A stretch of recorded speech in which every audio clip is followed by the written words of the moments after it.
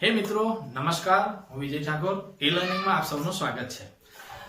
ગયા સેશનમાં આપણે શીખ્યા હતા હકાર વાક્યો વિશે શીખ્યા હતા। આ વખતે આ સેશનમાં આપણે નકાર વાક્યો વિશે શીખીશું। આપણે સૌ જાણીએ છીએ કે અત્યારે આપણે સિમ્પલ પાસ્ટ ટેન્સ એટલે કે સાદો ભૂતકાળ આપણે ભણી રહ્યા છીએ। સાદા ભૂતકાળમાં નકાર વાક્યોનો ઉપયોગ આપણે શીખવાનો છે। તમે અહીં તમને થોડા ઉદાહરણ આપ્યા છે, તમે એને ધ્યાનથી સમજશો। કાયમ માટે એ યાદ રાખજો હંમેશ માટે કે જ્યારે જ્યારે પ્રશ્ન વાક્ય અને નકાર વાક્ય નો ભૂતકાળમાં ઉપયોગ કરો તો હંમેશા ડીડ વપરાય છે અને જ્યારે જ્યારે ડીડ વપરાય ત્યારે ત્યારે ક્રિયાપદનું મૂળ રૂપ આવે છે। આ નિયમ તમારે સર્વત્ર યાદ રાખવાનો છે।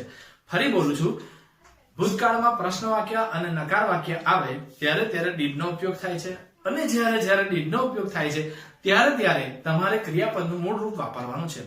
અહીં આપણે થોડા ઉદાહરણોથી સમજીશું। We did not play cricket yesterday। તો તમે જોઈ શકો છો કે yesterday એ ભૂતકાળનો સૂચક શબ્દ છે।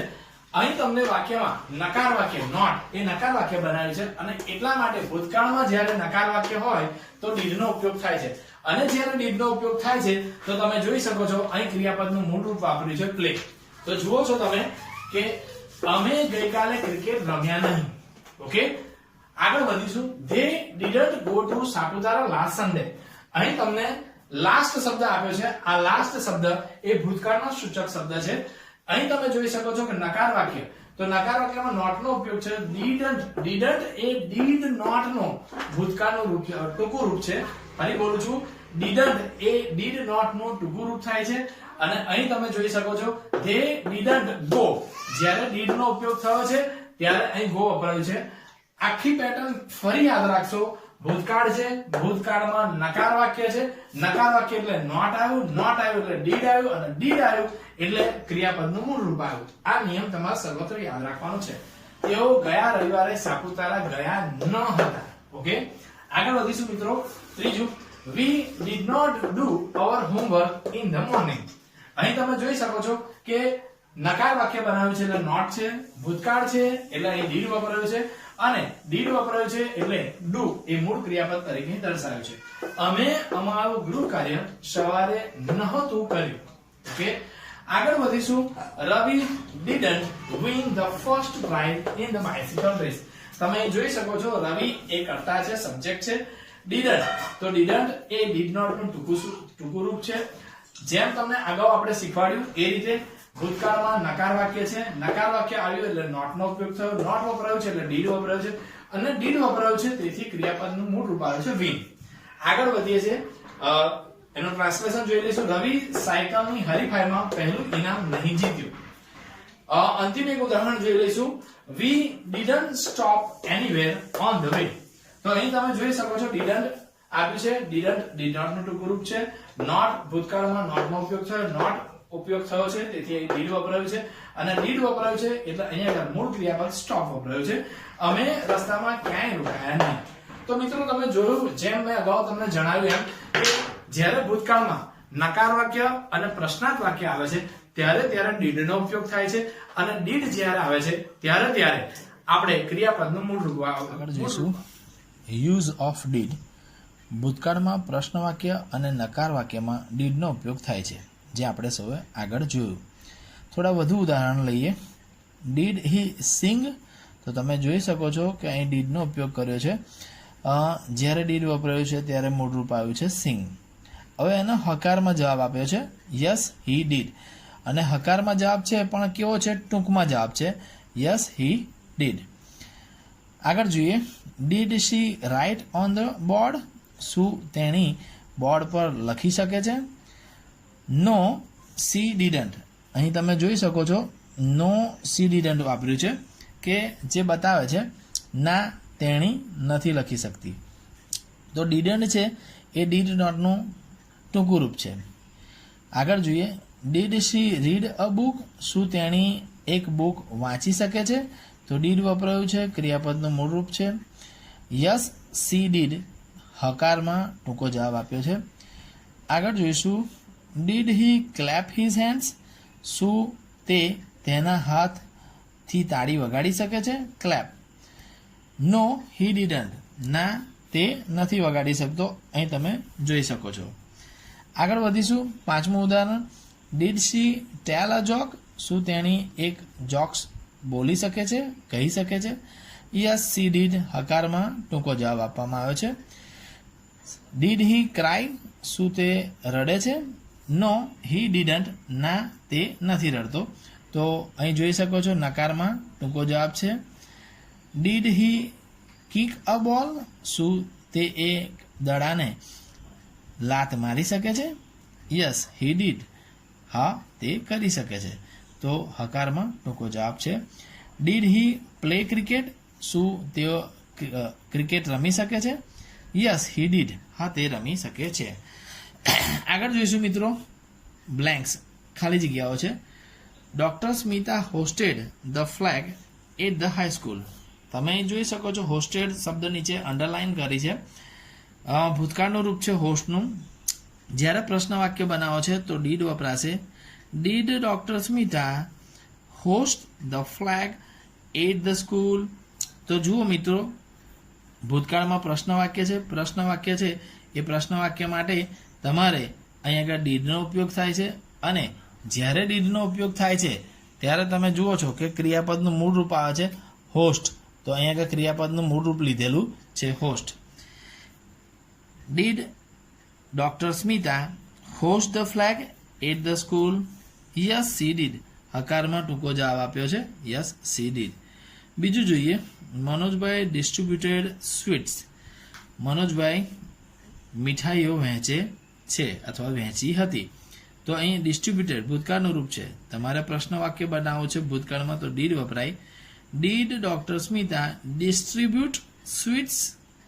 તો જોઈ શકો છો ડિસ્ટ્રીબ્યુટેડનું ડિસ્ટ્રીબ્યુટ મૂળ રૂપ આવ્યું છે કારણ કે અહીં ડીડ વપરાયું છે. એનો જવાબ જોઈ લે નકારમાં. નો સી ડીડન, ના તેણી નથી વહેંચતી. આગળ જોઈએ, did doctor Smita operated upon a patient? Doctor Smita એક પેશન્ટ ઉપર ઓપરેટ કરે છે, એટલે કે ઓપરેશન કરી રહ્યા હતા. હવે એનો પ્રશ્ન વાક્ય બનાવે છે. Did she operate upon a patient? શું તેણી એક પેશન્ટ પર ઓપરેશન કરી રહી છે? ડીડ વપરાયું છે એટલે મૂળ ક્રિયાપદ અહીં ઓપરેટ વપરાયું છે. યસ સી ડીડ, હા તેણી કરી રહી છે. ચોથું, ડોક્ટર સ્મિતા ડિલિવર્ડ અ લેક્ચર? ડોક્ટર સ્મિતા એક લેક્ચર આપી રહ્યા છે. ડિલિવર્ડ. ભૂતકાળમાં પ્રશ્ન વાક્ય બનાવીએ છીએ, ડીડનો ઉપયોગ થશે. Did doctor Smita listen to a lecture? શું તેણી એક લેક્ચર સાંભળી રહી છે? નો સી ડીડન, ના તેણી સાંભળી રહી નથી. આગળ જોઈશું, Manojbhai inaugurated a dairy in the village? Did Manojbhai inaugurate a shop in the village? શું મનોજભાઈ ગામમાં દુકાનનું ઉદ્ઘાટન કરી રહ્યા હતા? નો હી ડીડન. તો અહીં તમે મિત્રો જોયું કે હકાર અને નકારમાં જવાબો આપ્યા છે અને ડીડનો ઉપયોગ કર્યો છે. અને ડીડનો ઉપયોગ થાય છે ત્યારે ક્રિયાપદનું મૂળ રૂપ વપરાય છે, અને સાથે સાથે ડીડ નોટનું ટૂંકું રૂપ ડીડનનો પણ ઉપયોગ કર્યો છે. તો ઘણી બધી અહીં આગળ ગ્રામેટિકલ આઇટમ્સ છે જે તમને શીખવામાં આવી છે. હવે આગળ જોઈશું મિત્રો, પુસ્તકમાં જોઈશું યુનિટ 1 છે વિનીસ સ્માઇલ. એપોસ્ટ્રોફી એસ દર્શાવ્યો છે. એપોસ્ટ્રોફી એસ એ હક દર્શાવે છે. નો, ની, નું, ના. એક્ટિવિટી 1 પહેલી પ્રવૃત્તિ છે let's recite with the teacher. ચાલો શિક્ષકની સાથે ઝીલીએ. ધ લિટલ વન આપણી પોયમનું નામ છે. લિટલ વન એટલે કે નાનો બાળક. This is the bag the little one boat. આ એ બેગ છે જે પેલો નાનો બાળક લાવ્યો હતો, ખરીદી લાવ્યો હતો. બોટ એ બાયનું ભૂતકાળનું રૂપ છે. This is the butterfly the little one caught. આ એ પતંગિયું છે જે નાના બાળકે પકડ્યું હતું. કોટ એ કેચનું ભૂતકાળનું રૂપ છે. This is the kite the little one flew. આ એ પતંગ છે જે નાના બાળકે ઉડાડી હતી. ફ્લ્યુ એ ફ્લાયનું ભૂતકાળનું રૂપ છે. This is the whistle the little one blue.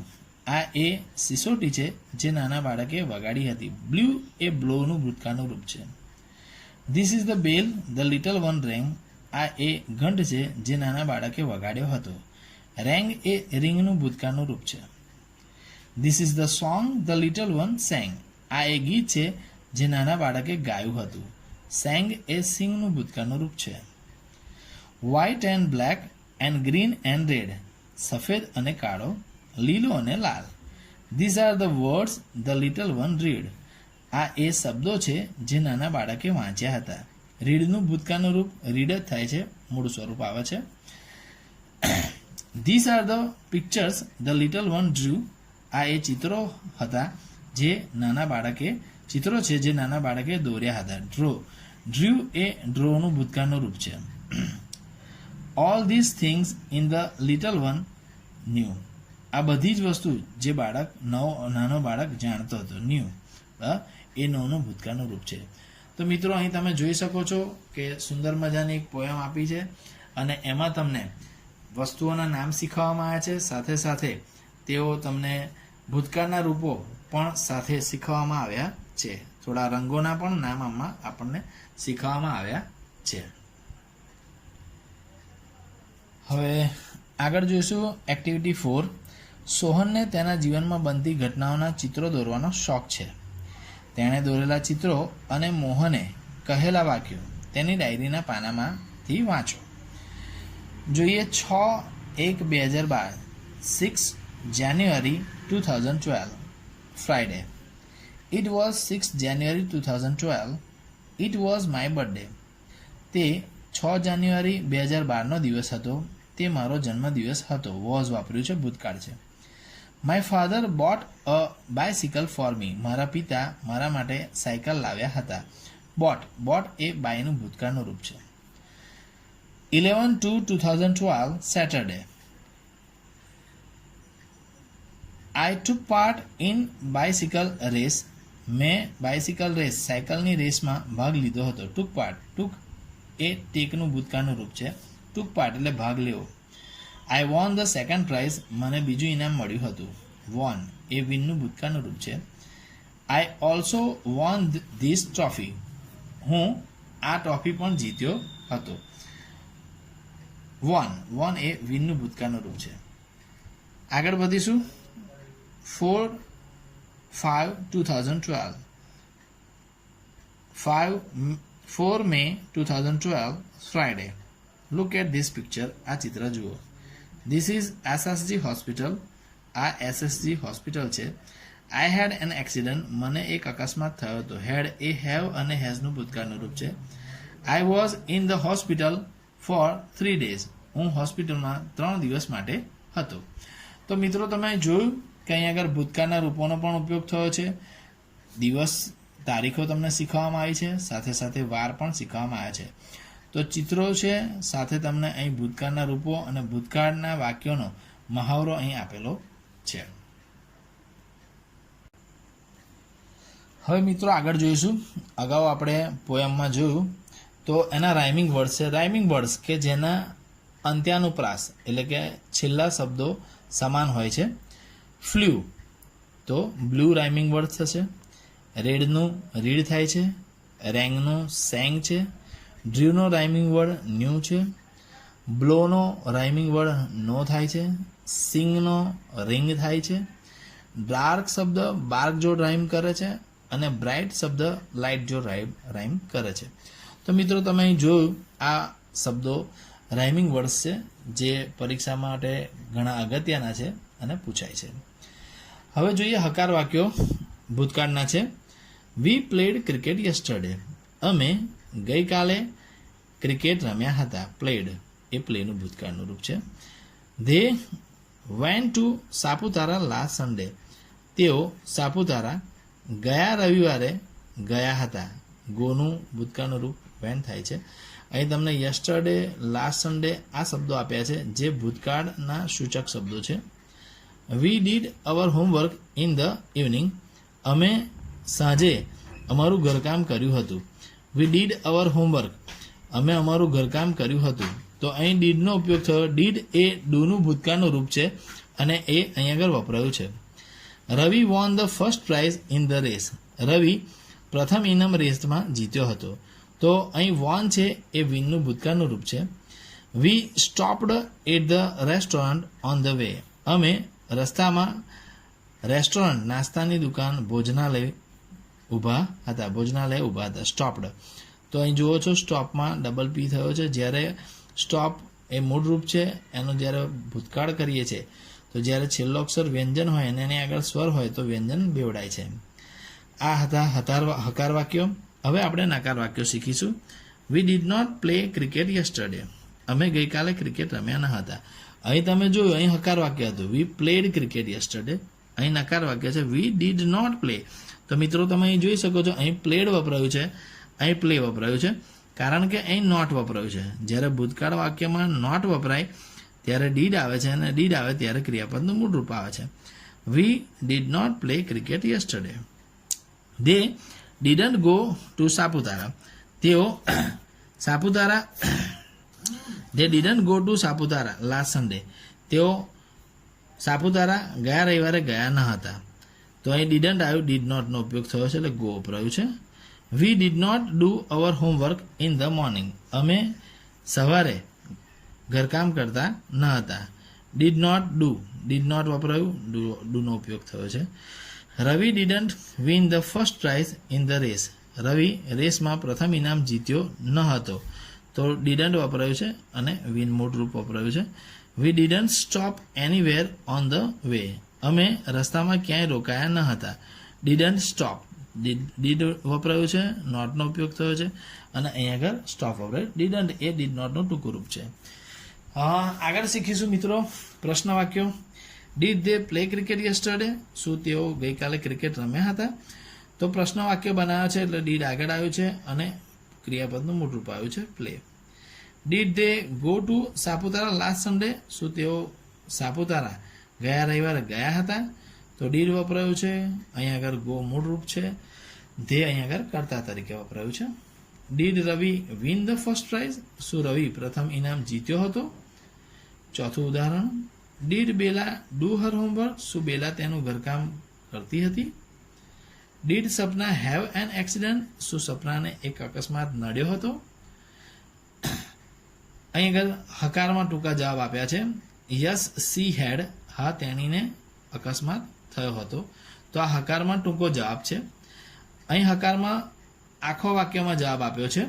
સંપૂર્ણ જવાબ છે yes Sapna head an accident. હા સપનાને એક અકસ્માત થયો હતો.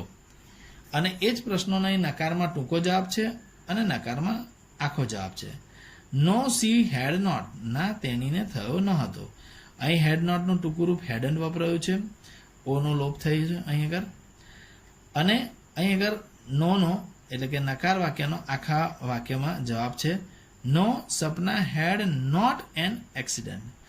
તો મિત્રો તમે અહીં જોયું હકાર વાક્યો, નકાર વાક્યો, પ્રશ્નાર્થ વાક્યો, ડીડનો ઉપયોગ, રાઇમિંગ વર્ડ્સ. આજે આપણે આ ઘણું બધું શીખ્યા છીએ.